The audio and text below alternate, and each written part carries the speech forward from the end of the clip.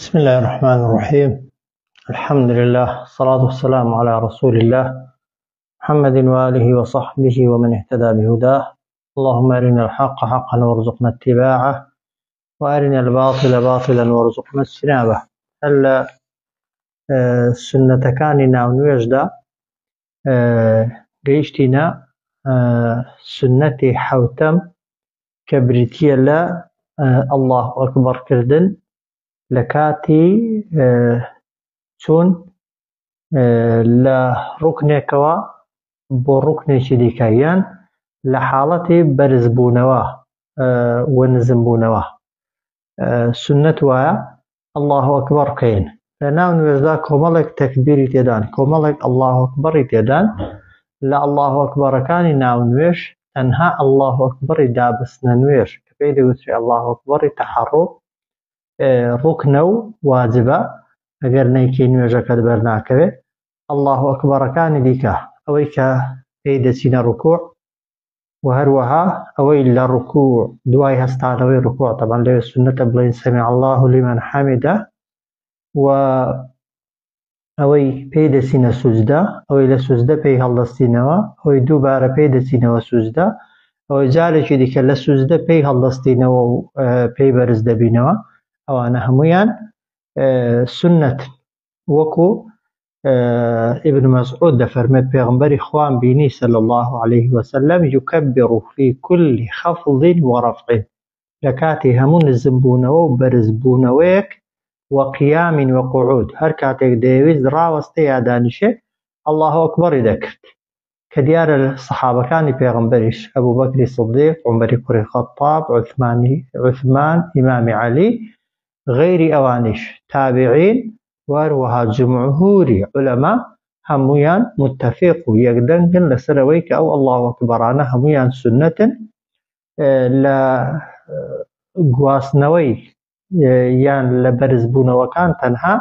کاتێک کە دەچینە ڕوکوع، تەوان لە ڕوکوع هەڵدەستینەوە سنەتە بڵێن سەمیع الله لمن حەمیدە ربنا ولك الحمد، کەسەکە ئیمام بێت یا مەئموم بێت. و هێندێک لە عولەماش دەفەرموون ئەگەر جەماعەتت کرد ئیمام دەڵێت سەمیع الله لمن حەمیدە،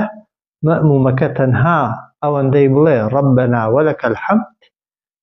سنەتەکە جێبەجێ دەبێت و ئاساییە و دروستە. کەواتە سنەتی حەوتەم بریتیە لە گوتنی الله ئەکبەرەکانی ناو نوێژ و هەروەها گوتنی سەمیع الله لمن حەمیدە و ربنا ولك الحمد کاتێک کە لە ڕوکوع هەڵدەستینەوە.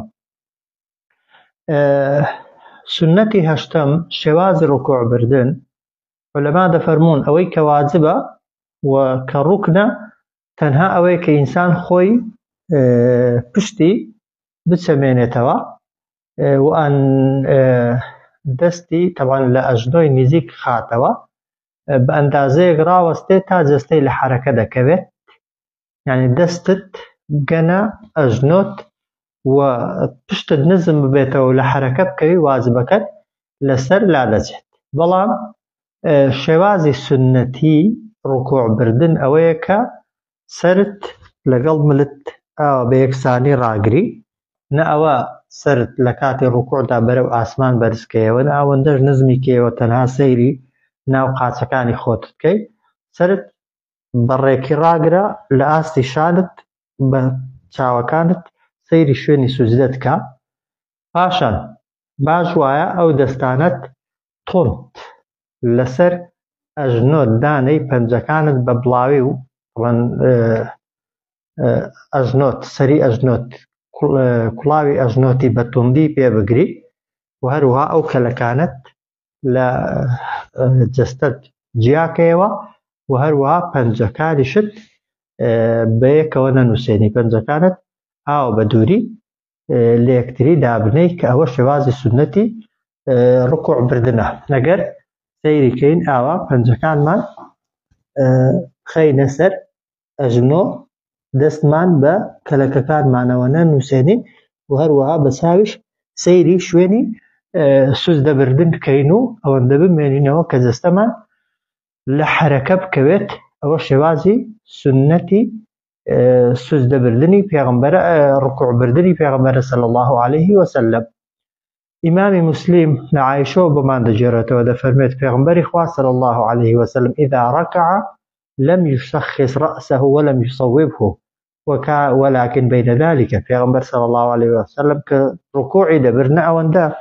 سەری نزم دەکردەوە سەیری ناو قاسەکانی خۆیکە لە ئەوەندەش سەری بەرز دەکردەوە لە کاتی ڕکوعدا سەیری ئاسمان کە وهروها إمام علي دەفەرمێت كان رسول الله صلى الله عليه وسلم إذا ركع لو وضع قدح من الماء على ظهره لم يهرق. ئەگەر لە کاتی ڕکوعدا پێغەمبەر پشتی ئەوەندە بەڕێکی ڕادەکرد ئەگەر پەرداخێک ئاوت لەسەر پشتی پێغەمبەر دانابایە صلی الله عليه وسلم پێغەمبەر ئەوەندە پشتی بەڕێکی ڕادەکرد نە ئاوەکە دەڕژە و ئەوەکە بەڕێکی لەسەر پشتی دەوەستا کەواتە چوونە ڕکوع بەو شێوازە بیبەین دەستمان بە بڵاوی پەنجەکانمان بە بڵاوی لەسەر کوڵاوەی ئەژنۆمان تۆند دانەین هێزی پشتمان طبعاً بخەینە سەر دەستەکانمان و دەستەکانمان کەلەکەکانمان جیاکەینەوە و هەروەها سەریشمان لەگەڵ شانمان ئاوا ڕێک ڕێک ڕابگرین و ئەوەندە بمێنینەوە کە دەستەمان لە حەرەکە بکەوێت. ئەوە شێوازی ڕکوع بردنێکی جوانی پێغەمبەر بووە صلی الله عليه وسلم. سنەتی نۆهەم بریتیە لەو ذیکرەی کە لە ناو نوێژدا دەیخوێنین کە لە عوقبەی کوڕی عامر دەفەرمێت کاتێک کە سوورەتی سبح اسم ربك الأعلى یا ئەو ئاياتانەی فسبح باسم ربك العظيم هاتنە خوارێ پێغەمبەر فەرمووی صلی الله عليه وسلم اجعلوها في ركوعكم فەرمووی ئەوە لە ڕکوعەکانتاندا بخوێنن. وحذيفة بومان دجيرته كذا فرمت صليت مع رسول الله صلى الله عليه وسلم فكان يقول في ركوعه سبحان ربي العظيم سبحان ربي العظيم سبحان ربي العظيم. فرمن ويجم كل قال پیغمبر إخوة صلى الله عليه وسلم سبحان ربي العظيم دقود سيجار و أو رواياتاني كسبحان ربي العظيم وبحمده كومالك روايات بلا مفسرين ومحدثين دفرمون زوريني روايات كان كباسي بحمده كيدا كانوا بحمده كان لقلا لاواز كواتا لنا ركوع دا او ذكري كبيغمبر صلى الله عليه وسلم زور خويندويتي وزور مشهور بو بيتيتي الله سبحان ربي العظيم وديار بفي روايات كان شندك جار وبحمده لقل قتوى وشاكتر وها اما لقلي نلينو اعتماد بخين سر فرمودا صحيح كان بقمان شاكترا هندك ذكري ديكي خويندون پیغمبر إخوة صلى الله عليه وسلم جاري وها اوي خويند وهندك جاريش ذكري ديكي جورا وزوري خويندون لوانا اللهم لك ركعت وبك آمنت ولك أسلمت أنت ربي خشع سمعي وبصري ومخي وعظمي وعصبي وما استقلت به قدمي لله رب العالمين. أو زور دعاء شديكي كبيغمبر خويندويتي صلى الله عليه وسلم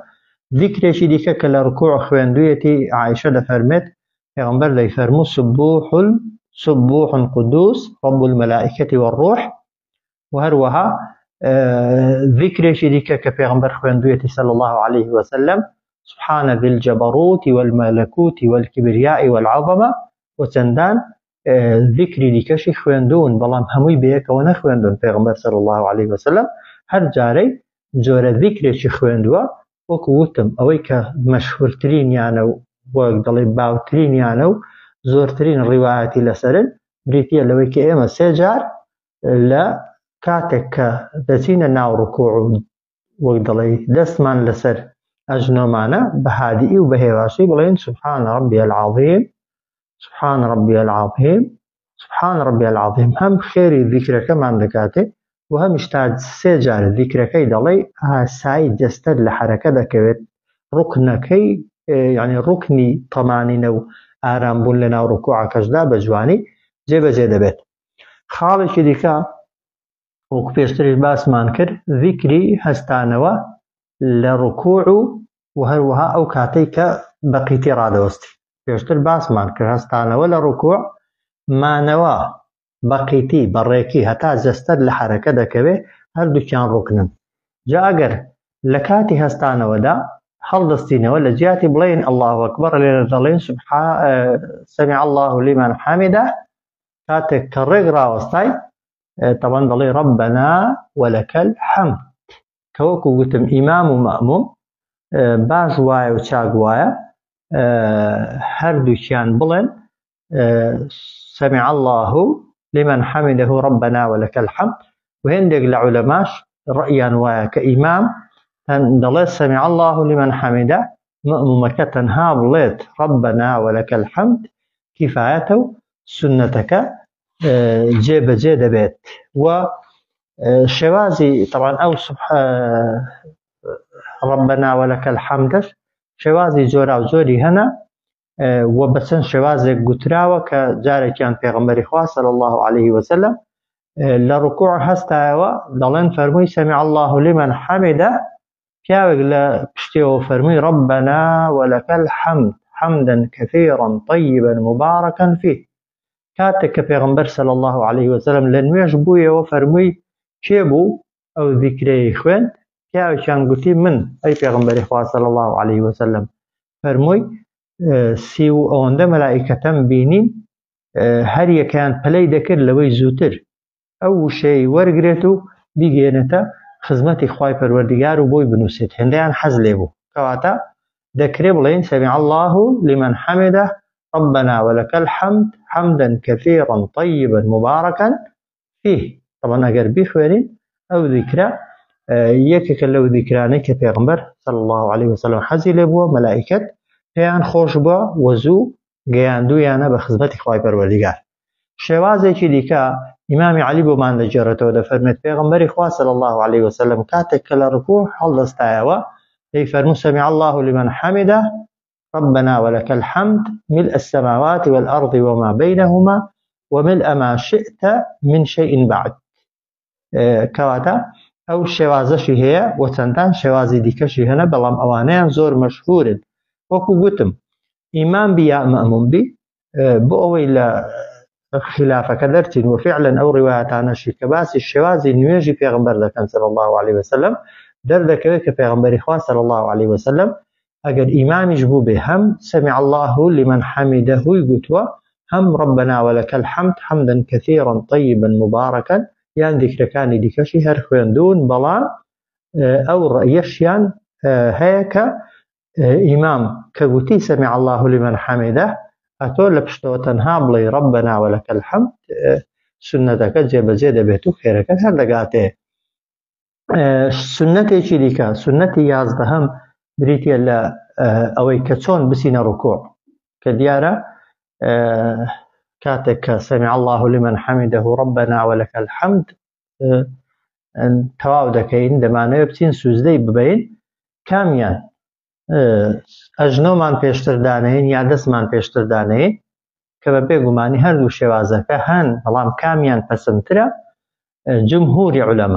جمهوری عولەما ڕەئیان وایە کە دوای گوتنی سەمیع الله لمن حەمیدەه ربنا ولك الحمد ویستت بچیە سوزدە یەکەم جار سەرەتا ئەژنۆکانت دانێ ئەو جار دەستەکانت دانێ ئەژنۆ پاشان دەستەکانت دانێ وە فەرمودەی ابن القەیمیش دەفەرمێت كان صلى الله عليه وسلم يضع ركبتيه قبل يديه ثم يديه بعدهما پیغمبر صلى الله عليه وسلم یەکەم جار ئەژنۆکانی دادەنان ئەو جار دەستەکانی ئەو جار نێوچاوان ئەو جار لوت کە ئەوە بە صحیحی لە پێغمبەرەوە بیستراوە صلى الله عليه وسلم وائل لەفەرمێت رأيت رسول الله صلى الله عليه وسلم إذا سجد پێغمبەری خوان بینی صلى الله عليه وسلم کاتێک کە سوزدەی دەبێت وضع ركبتيه قبل يديه ئەژنۆکانی پێش دەستی دادەنان وإذا نهض كهلش دستايوا رفع يديه قبل ركبتيه دستكاني يكم جار هلدا قرتن أو جار أجنوكاني ولم يروي في فعله ما يخالف ذلك دفرمت رواية نكرا پیغمبر خواه صلى الله عليه وسلم زقل أوي كرد بيت بلام إمامي مالك وإمامي أوزاعي ابن حزم أوانا طبعا گوتمان جمهوری علەما ڕەئیان وایە یەکەم جار ئەژنۆ دانەین ئەو جار بە دوایدا دەستی دانەین بەڵام لای ئیمامی مالیک لای ئەوزاعی و ئیبن حەزم پێیان وایە کە یەکەم جار دەستەکانت بکەونە سەر عەرزێ ئەو جار بە دوایدا ئەژنۆکانت دانەی ئەوەشیان بێگومان هەر فەرمودەی لەسەرە هەردوو شێوازەکە ئاسایین و دیارە پێغەمبەری خوا صلی الله علیه وسلم هەردوو شێوازەکەی کردوون بەڵام ئەوەی کە فەرمودەی زیاتر لەسەرە و ئەوەی ڕەئی جمهور و زۆرینەی عولەما لەگەڵنی ئەوەیە کە یەکەم جار ئەژنۆکانمان بخەینە سەر عەرز ئەو جار بە دوایدا دەستەکانمان دانەین کە بە پێچەوانەی زۆرێک لە خەڵک کە وەختێک فتوایان دەدا کە پێیان وابوو کە تەنها ئیلا دەبێ یەکەم جار دەستت دانەی ئەو جار بە دوایدا ئەژنۆی دانەی بێگومان دانانی ئەژنۆ یەکەم جار ئەولاترە وە سونەترە بەڵام ئەگەر کەسێکیش پێشتر دەستی دانا و دواتر ئەژنۆی دانا بێگومان ئەوەش هەر سونەتە و وەکو گوتمان هەردووکیان هەر سونەتن هەر چۆنێک دانیشی هەر دروستە و ئەوانە بابەتی لاوەکی بابەتی خلافیشن هەر کامێکیان پەیڕەوکەین بێگومان سنەتی پێغەمبەرن صلی الله عليه وسلم و دیارە پێغەمبەریش صلی الله عليه وسلم لە زۆر عیبادەتدا شێوازی جۆراوجۆری بەکار هێناون خاڵێکی دیکە یەکێکی دیکە لە سنەتەکان سنەتە ئەو کەسەی کە سوزدەبردن بۆ خۆی ڕوکنە کە سەرت لەسەر عەرزی دانا و جەستت لە حەرەکە کەوت واجبەکەت لەسەر لادەسێ بەڵام ئەگەر بکرێت سوزدەکەی بەو شێوازە ببەین خێرمان زیاتر دەگاتێ یەکەم کە چوویە سوزدە لوتت لە زەوی گیرکە بە زوت لوتت تۆند بە عەرزەکەیەوە بنووسێ پاشان نێوچاوانت ئەو جار هەردوو دەستەکانت و هەروەها ئانیشکانەشت لە کەلەکەکانت جیاکە وائیل بۆمان دەگێڕێتەوە دەفەرمێت پێغەمبەری خوا صلی الله عليه وسلم کاتێک کە سوزدەی دەبرد نێوچاوان و لوتی بەیەکەوە لەسەر عەرزدا دەنا ئەو جار ئەو دەستانەی لە بن هەنگەڵەکانی دوور دەخستەوە نەیدەهێشت دەوان دەستی بە کەلەکەکانیەوە بنووسێت و فەرمودەی کەمان هەیە کە پێغەمبەر صلی الله عليه وسلم کە سوزدەی دەبرد ئەم کەنە ئەنفەهو لوتی بە زەویەوە گیر دەکرد پاشان نێوچاوانی و هەروەها هەردوو دەستەکانیشی لە کەلەکەکەی دوور دەخستنەوە و دەستیشی لەسەر عەرزەکەی لە ئاستی شانی دادەنا لە ئاستی شانی نەگەوە زۆر بیهێنێتە پێش یان زۆر بیباتە پێشەوە لە کاتێ سوزدەدا و فەرمودەی صحیحمان هەیە کە پێغەمبەر صلی الله عليه وسلم فەرمانی پێکردوین کە لەسەر حەوت ئەندام سوزدە ببەین لە کاتێ سوزدەدا نێوچاوان و لوتمان لەسەر عەرز بێ هەردوو بەرە دەستەکانمان تۆند لەسەر عەرز بێت لە ڕاستی ئانیشک و هەروە هەردوو پێکانمان لە پشتەوە تۆند بەرەو قیبلە بچەقێنێت ئەوە شێوازی سوزدەبردنی پێغەمبەر بووە صلی الله عليه وسلم و هەروەها لە ناو سوزدەشدا پێغەمبەری خوا صلی الله عليه وسلم پەنجەکانی ئاوا بە بەڕێکی لە بەرامبەر قیبلەدا ڕاگرتەوە یعنی هەم دەستی بەرەو قیبلە داناوە نەگاوە یا ئاوا لە ئاستی شانی و هەروە سەرە پەنجەی قاچەکانیشی چەقاندون ئەو جار ڕوو بە قیبلەی کردوون و نێوچاوان و سوزدەشی لەسەر عەرز بووە ئەوانە سونەتن بەبێ گومانی ئەگەر پەیڕەویان کەین و جێبەجێیان کەین ئەجری نوێژەکەمان و پاداشتی نوێژەکەمان بەبێ گومانی زۆرتر دەبێت کە شتیوان بەخوای پەروەردگار لە دەرسەکانی داهاتوودا ئەوەی لە سوزدەدا دەیڵێن و چەند دەمێنینەوە و سونەتەکانی دیکە پشت بەخوا باز دەکەین وصلى الله على سيدنا محمد وعلى آله وصحبه وسلم